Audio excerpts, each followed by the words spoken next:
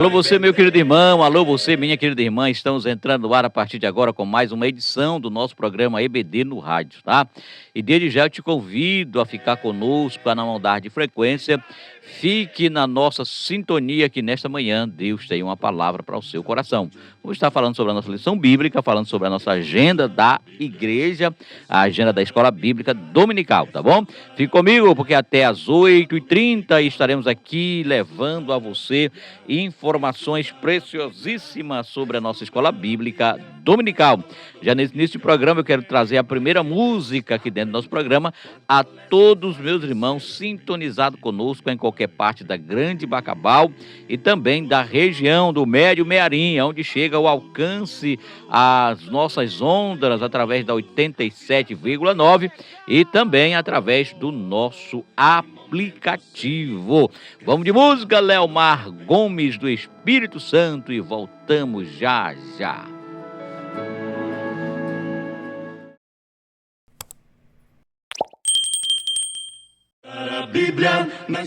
Muito bem, meu irmão, muito bem, minha irmã, estamos de volta nesta manhã com o seu programa EBD no rádio. Hoje eu tenho aqui comigo o professor, pastor e pedagogo Marcos Tuller, cooperando conosco aqui dentro do nosso programa.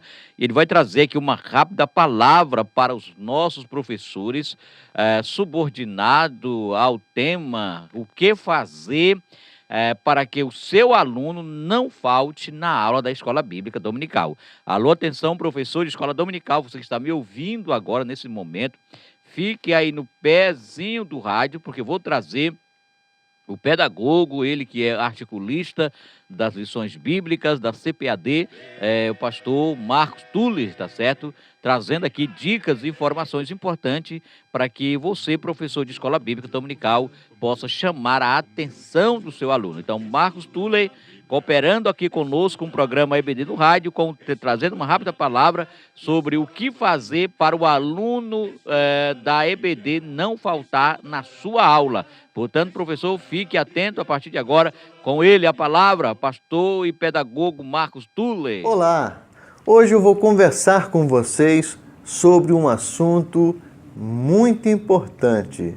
Preste atenção e prepare aí o bloquinho de anotações, tá certo? Para que você possa aproveitar o máximo dessa aula, ok? Primeiro eu quero começar dizendo que ensinar não é simplesmente transferir conhecimentos de uma cabeça a outra. Não é simplesmente despejar tudo que você sabe sobre a cabeça dos seus alunos. Porque ensinar é fazer pensar. É estimular para a resolução de problemas, para a identificação e resolução de problemas.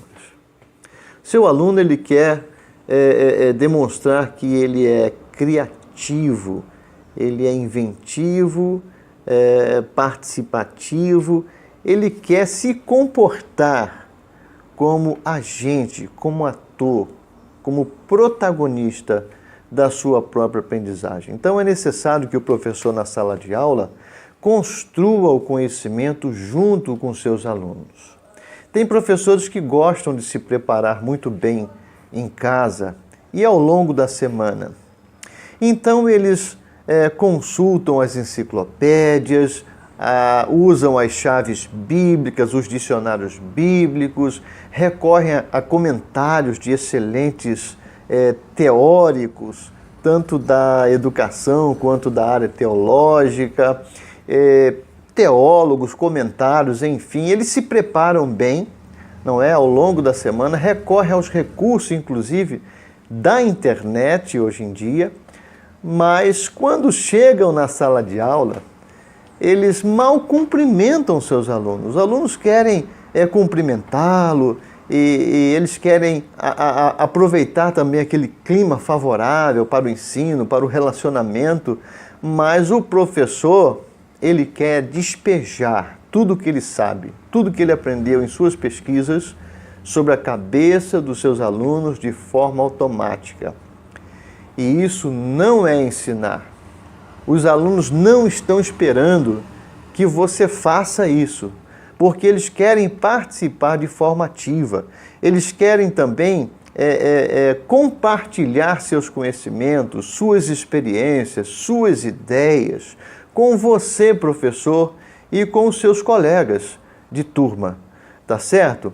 Então, olha só que coisa interessante. Daqui a pouco a gente vai desenvolver um pouco mais sobre isso.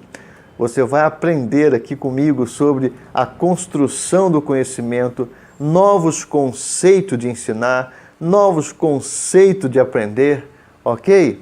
Então, permaneça aí, tá certo?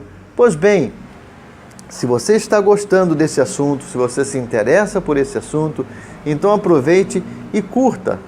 Coloque aí o seu gostei, tá certo? Faça um comentário no final do vídeo, compartilhe esse vídeo e também se inscreva se você ainda não é inscrito.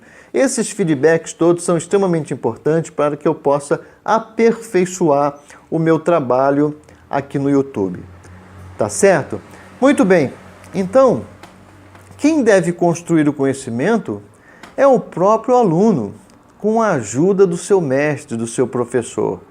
O professor não pode simplesmente construir o conhecimento e levar tudo pronto para a sala de aula, tudo acabado, fechado, concluído. E o aluno, coitado, ele não tem oportunidade nenhuma de participar de nada. Está tudo pronto, o professor chega na sala e apenas entrega. E o aluno não pode fazer nada, ele tem que permanecer ali de forma passiva, só ouvindo tudo que o professor tem a lhe dizer sobre aquele assunto. E o aluno, claro, ele não gosta desse tipo de comportamento do professor, não é? E logo ele vai desistir da sua classe, vai desistir da sua escola dominical, professor. Tá certo? Então, você pode e deve pesquisar, sim, preparar um excelente plano de aula, estudar bastante, se preparar bastante, mas saiba de uma coisa, quando chegar na sala de aula, não pense simplesmente em transferir o que você sabe, mas estabeleça uma situação, um problema, onde o aluno possa apresentar possíveis soluções, hipóteses de possíveis soluções para resolver esse problema. E a nossa área, teologia, Bíblia, nos oferece condições para muitas discussões e possibilidade de resolução de problema. Ou pelo menos essas tentativas, não é? O ensaio e erro, ou seja, as tentativas. O importante é que o aluno vai participar, ele vai se movimentar, ele vai estar inserido nesse contexto de aprendizagem e ele vai se sentir realmente motivado a permanecer na sua sala, ok? Então, o aluno deve construir o conhecimento. Mas como assim? Quando nós chegamos na sala de aula com tudo pronto, acabado, às vezes aquele belíssimo edifício de conhecimento que nós erigimos na nossa casa, na nossa preparação, acaba caindo, né? Esse edifício acaba ruindo. Por quê? Porque o aluno quer participar, então ele vai perguntar, ele vai questionar, ele vai inquirir. E quando o aluno pergunta, não é? Nós ficamos numa situação difícil. Todo o conhecimento que nós construímos é derrubado, às vezes, com uma simples pergunta do aluno. E o aluno, se ele não puder perguntar, inquirir e até mesmo duvidar do que nós estamos ensinando, ele não vai aprender de verdade. Com uma pergunta, ele desconstrói todo o nosso conhecimento, o conhecimento passado. E o aluno tem, sim, o direito de desconstruir para que, junto com o seu mestre, o seu professor, ele tenha a oportunidade de reconstruir esse conhecimento. Só que agora, de forma ativa, o aluno não está mais do lado de fora desse processo de ensino-aprendizagem. Ele não está mais alienado, mas ele está completamente envolvido e aí sim ele fica satisfeito, motivado e vai querer participar cada vez mais da sua aula, ok? Então tem professores que eles propõem situações de ensino baseadas nas descobertas dos alunos. Isso acontece quando o professor não entrega tudo pronto, mas ele oferece alguns meios, alguns mecanismos, alguns materiais básicos para que o aluno, a partir desses materiais, eles comecem a pensar e tentar resolver as questões, resolver os problemas de forma ativa, ok? Então, o professor ele deve oferecer uma situação para que o aluno consiga tentar descobrir, mas de forma espontânea, ok? Eu admiro muito as professoras das classes infantis porque elas fazem isso com muita naturalidade. Às vezes a professora está contando uma história bíblica e no meio da história ela interrompe e pede para os alunos participarem, pede para os alunos continuarem contando essa história. É claro que os alunos, né, eles são muito criativos, principalmente da área infanto-juvenil, e eles vão inventar muitas coisas. E o que a professora faz? Geralmente ela vai oferecendo mais dados, ela vai conduzindo e encaminhando esses alunos para a conclusão. Só que ela não entrega tudo, ela vai colocando aos poucos, e os alunos vão inventando, e chega no final, a professora coloca os dados corretos. O que aconteceu aí? A professora vai conseguir contar a história bíblica como ela está registrada nas Escrituras. Só que os alunos se esforçaram para tentar imaginar como seria, não é, o fim dessa história. Ou seja, eles estão completamente ativos no processo. E isso faz com que eles aprendam para nunca mais se esquecerem. Tá certo? Muito bem. Nós estamos diante hoje de um novo conceito de aprender. Até o século XVI, aprender era simplesmente memorizar. Mas a partir do século XVII, um homem chamado John Amos Comenius, arcebispo da comunidade dos irmãos morávios, um pastor protestante, isso mesmo, Comenius, que é conhecido hoje como o pai da didática moderna, ele disse assim: olha, não basta memorizar, é necessário primeiro compreender, memoriza-se depois e, por fim, aplica-se todo o conhecimento recebido à realidade de vida dos alunos. Vejam só, Comenius revolucionou o conceito de educação no seu tempo. Nós sabemos hoje que aprender é muito difícil. Aprender é um processo lento, gradual e complexo. Aprender significa mudar de comportamento. É muito importante isso, não é? Infelizmente, os nossos pregadores não pensam nisso. E eles, às vezes, ensinadores também, não é? Eles passam o conhecimento bíblico de uma forma que no dia seguinte ou na semana seguinte os alunos eles não têm material suficiente para que a mudança de comportamento seja operada na vida deles. Isso é importante, eles precisam estar refletindo, pensando, repensando em tudo que foi pregado naquela mensagem ou então foi ensinado na escola dominical para que haja a mudança de comportamento efetivamente. Ok? Olha, eu espero que você tenha gostado dessa aula, né? Uma aula bem simples, bem direta, assim. E se você gostou, coloque aí o seu ok, o seu joinha, tá certo? Curta essa aula, compartilhe, faça um comentário. O comentário é muito importante para mim, é um feedback importantíssimo, tá ok? Se você não é inscrito, inscreva-se. E também compartilhe esse vídeo para que outros professores tenham acesso a ele e possam se inscrever aqui nesse canal. Tá certo? Olha, um grande abraço. Muito bem, querido professor, querido aluno. Também essa palavra do pastor e pedagogo Marcos Tuller serve também não só para o professor, mas também para o aluno, né? Essa palavra que ele trouxe aqui no nosso programa, como tornar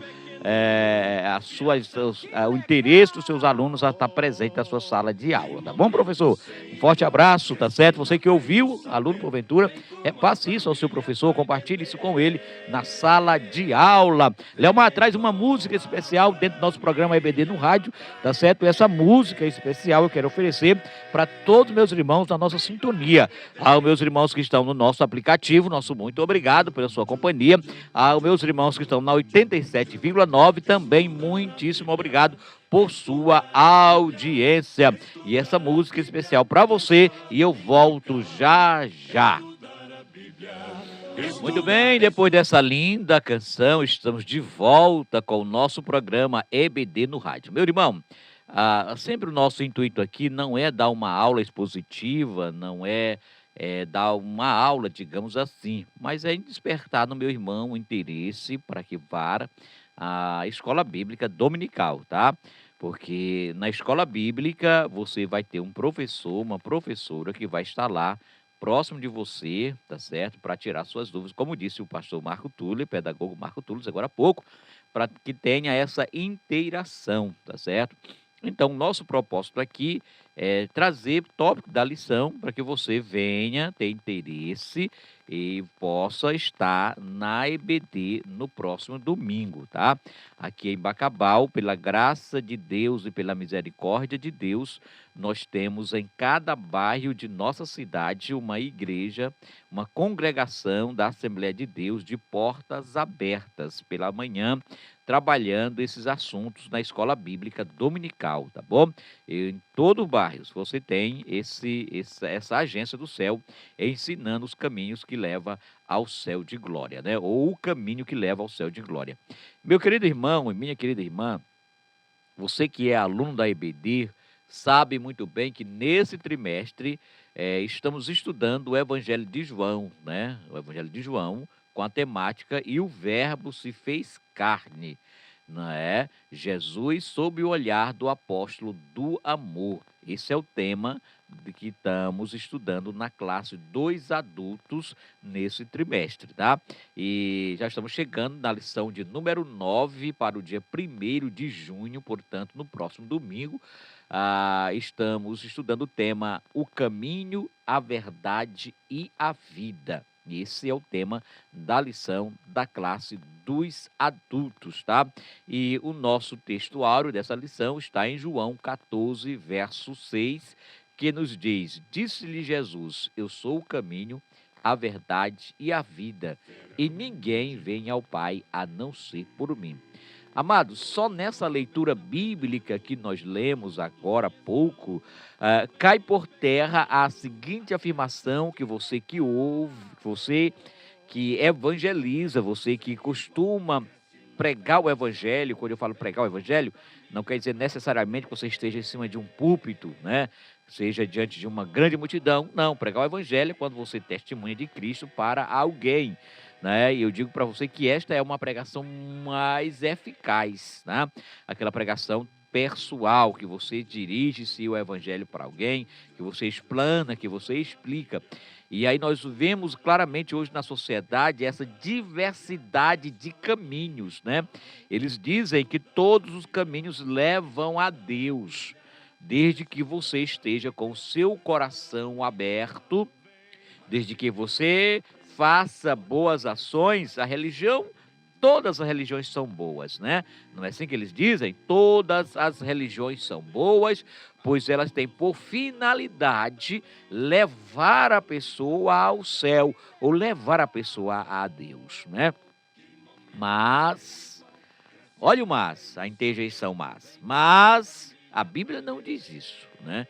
A Bíblia não afirma que todas as religiões levam a Deus. A Bíblia não diz que o hinduísmo leva a Deus. A Bíblia não diz que o islamismo leva a Deus. A Bíblia diz que as seitas Siloé levam a Deus, né? E por aí vai, a mais de 5.000 religiões existentes no mundo, né? Não, elas não levam a Deus.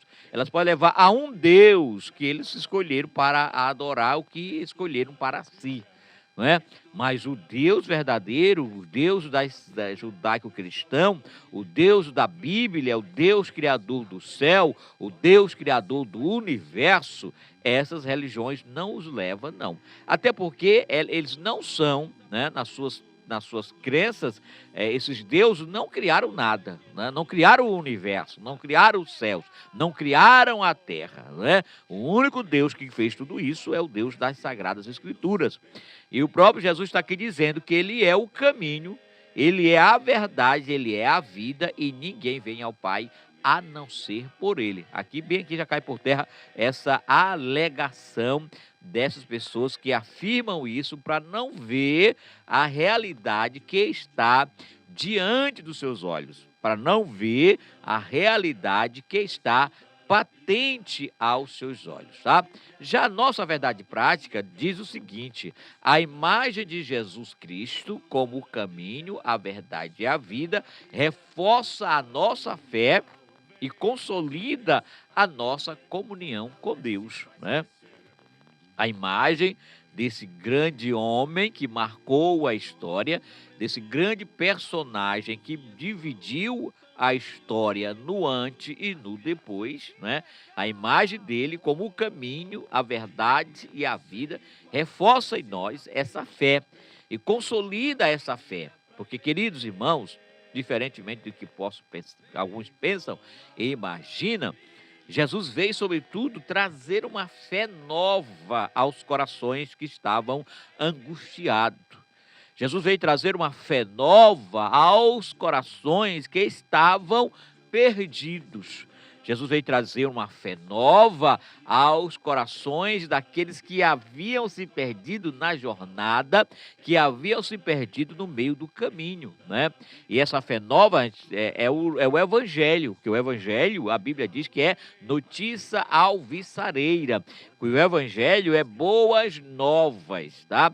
E essa fé atrelada a essa imagem de Cristo, a este Evangelho, é que tem o poder de trazer o homem de volta ao caminho que agora havia se perdido, agora havia desviado desse caminho. Então, esse Cristo projeta em nós esta imagem. E a coisa linda do Evangelho, meu amado irmão, minha amada irmã, meu amado amigo que nos escuta nessa manhã, é que o Evangelho não é um sistema de ritos. O Evangelho não é um sistema de cerimonial. O Evangelho não é um sistema de vãs filosofias. Não.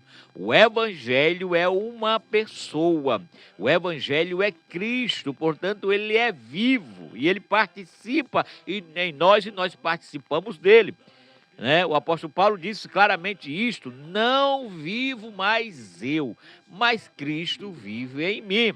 Então o Evangelho vive em você através de Cristo, através dessa imagem de Cristo que está viva mais do que nunca. Porque na realidade o papel do nosso Salvador, do nosso restaurador, foi esse. Foi reavivar a imagem de Deus que havia no homem e que se perdeu em um pecado, em meio aos pecados. Porque a Bíblia Sagrada diz que o homem foi feito à imagem e semelhança. Está lá no Gênesis dizendo isso. Façamos o homem a nossa imagem e semelhança, né? Então Cristo veio trazer esta imagem de volta que havia se apagado em mim e que havia se apagado em você. Então a nossa verdade prática, a nossa lição, ela traz isso para nós, traz essa imagem desse Cristo para nós, que aponta o caminho do céu. Querido, porque a nossa intenção, a nossa ida a Cristo, eu sempre digo isso por onde tem oportunidade, que não é tão somente esperar nele só nessa terra, né? E a Bíblia claramente diz isso: miserável é o homem que espera em Cristo só apenas aqui nessa terra. A nossa esperança em Cristo, elas transcendem esse momento. É transcendental, transcende esta época, esta geração. Porque nós queremos a nossa fé nele. É a fé que nos leva a crer e acreditar que um dia estaremos em um lugar melhor do que esse.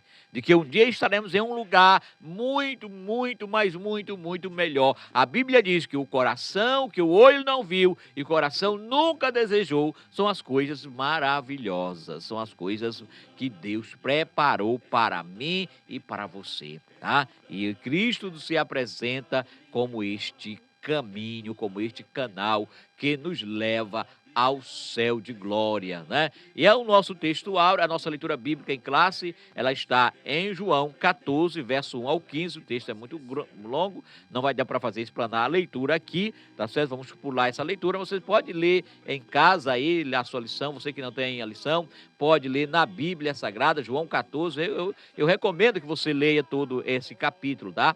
Tá bom? E o objetivo dessa lição, porque toda lição tem um objetivo a ser alcançado, tá? Todas as lições, elas são desenvolvidas didaticamente, preparadas para que o professor ore, coloque a unção do céu, coloque a graça de Deus, peça a ajuda do Espírito Santo, a revelação, tá certo? Para desenvolvê-la, mas ela já vem preparadinha, tá? O primeiro objetivo é apresentar a dimensão bíblica do consolo das promessas do Senhor Jesus, né? E o nosso terceiro objetivo, nosso segundo objetivo da nossa lição neste domingo é discernir a respeito das diferentes formas de dúvidas e incerteza, bem como as certezas e convicções da caminhada cristã. E por fim, o último objetivo, conscientizar os nossos alunos de que Jesus é o único caminho, de que Jesus é a verdade absoluta e que Ele é a fonte eterna da vida, tá?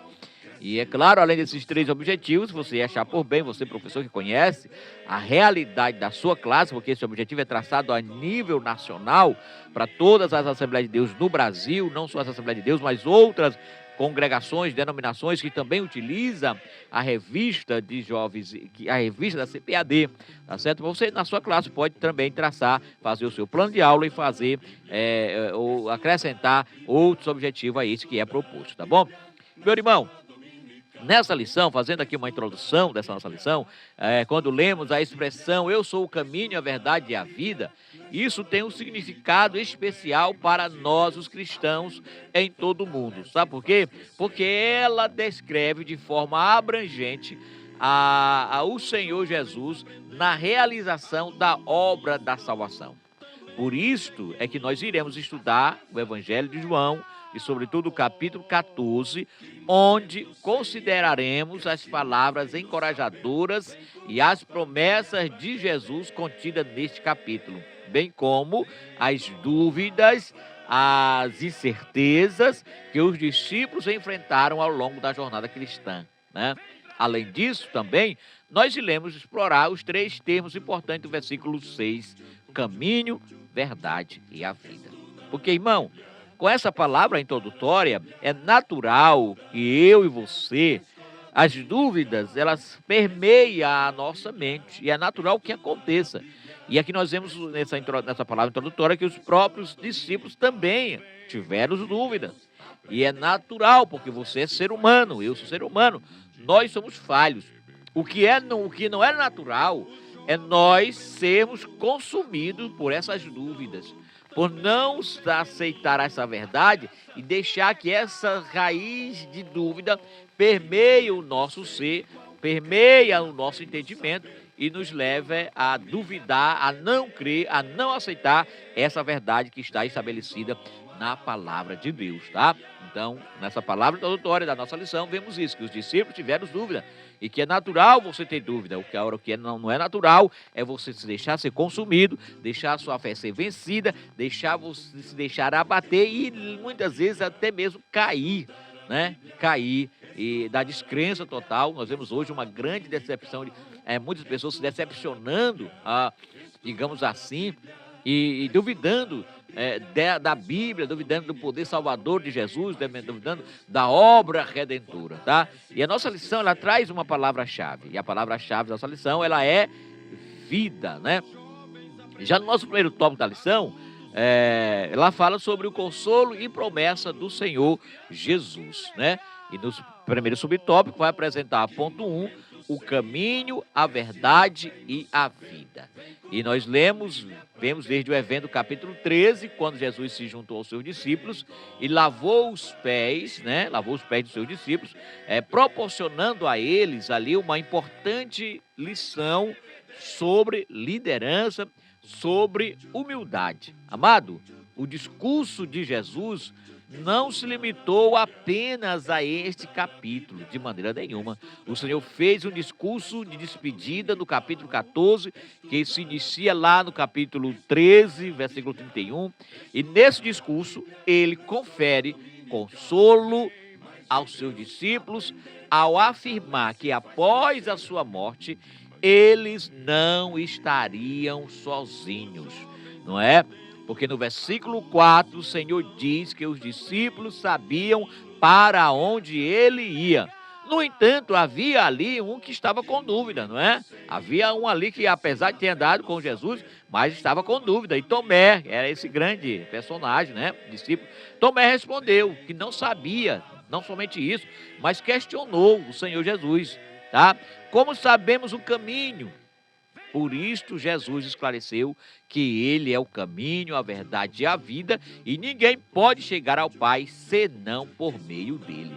E esta afirmação de Jesus, amados irmãos, revela que ele é o único meio de alcançar ao Pai, e é também a verdade que revela e representa a si a verdadeira, né? A verdadeira vida de Deus. Louvado seja o nome do Senhor nosso Deus. No segundo ponto, tem como consolo, né? E num cenário de angústia. Já pensou, irmão, como estavam naquele momento ali os corações dos discípulos, né? Apertados, vendo que aquele homem que desprendia de tanto amor, aquele homem que desprendia de tanta misericórdia, aquele homem que desprendia de tanta compaixão, iria os deixar, iria partir, iria morrer, como Jesus mesmo dizia que ele ia morrer, que ele ia ser morto, mas que ao terceiro dia ele ressuscitaria. Porque a fé que nós temos, irmão, não é apenas só na morte de ficar de Cristo, não. A fé que nós temos é sobretudo também na ressurreição. Porque sem a ressurreição, o evangelho não seria o evangelho. A ressurreição de Cristo é que confirma a autenticidade do evangelho, né? Porque se ele não ressuscitasse, a nossa fé, a minha fé, a sua fé, meu amado irmão, minha amada irmã, seria vã. O que seria a sua fé sem a ressurreição de Cristo?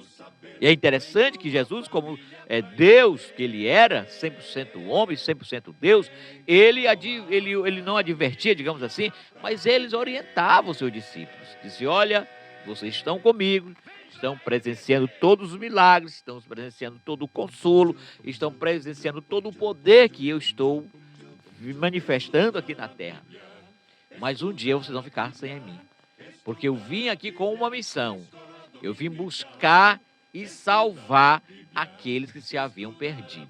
Então eu voltarei para o meu Pai outra vez, mas deixarei a minha palavra, deixarei o meu evangelho, para que um dia vocês todos estariam comigo no reino de meu Pai, né? Então os discípulos ficaram angustiados de presenciar tudo isso, mas ele os acalmou, dizendo que ele ia ressuscitar, que ao terceiro dia ele ia ressuscitar, que o sepulcro não ia o segurar, que a morte não iria vencer, porque ele venceu a morte, aquela morte que entrou lá no pecado, lá no Jardim do Éden, aquela morte que entrou junto com o pecado lá, e que veio ao longo das gerações, matando muita gente. Ele disse, eu vou vencer a morte, porque eu vim para que vocês tenham vida e vida em abundância. Eu vou vencer a morte e vou ressuscitar ao terceiro dia. Não somente isto, mas vou assentar à direita de Deus Pai, de meu Pai. Então, os discípulos sabiam de todas essas palavras, mas mesmo assim eles ficaram angustiados na sua alma, né? E nós louvamos a Deus por isso, porque sabemos, amados irmãos, que estas promessas maravilhosas, que estas promessas gloriosas, nós guardamos nele, está guardada em nós e esperamos nele, de que um dia estaremos junto com ele, de que um dia estaremos perto dele, de que um dia estaremos habitando no céu de glória, tá? Então essa lição vai apontar essas promessas, esse caminho, essas promessas gloriosas que Jesus traz, porque o Senhor Jesus, ele traz consolo para o presente, aí promessa que anuncia um futuro glorioso, tá bom? Então, esse foi só um sinopse do ponto 1, tá certo? O tempo não dá de entrar no ponto 2, tá certo? Mas fica aqui essa palhinha de que será apresentado no próximo domingo na nossa Escola Bíblica Dominical, sobretudo na classe 2 adultos, tá bom?